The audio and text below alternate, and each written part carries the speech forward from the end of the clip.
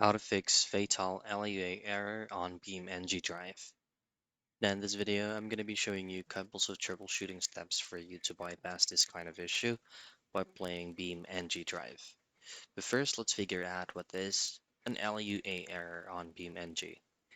BeamNG Drive LUA error occurs when the game's scripting language used for vehicle logic, AI, and UI fails to execute properly, often causing broken UI apps, inability to load vehicles, or game crashes.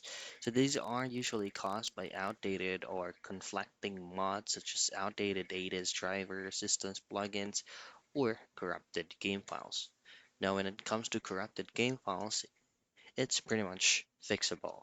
So all I have to do is open up your Steam and go into library, and then from library choose on BeamNG Drive, right click, choose on properties, and then go to install files and choose verify integrity of game files. These will refresh all the crashes or corrupted files that has been inside the main folder or the main game file on BeamNG. You could also try to go back to the same page on properties from Steam and choose on verify files.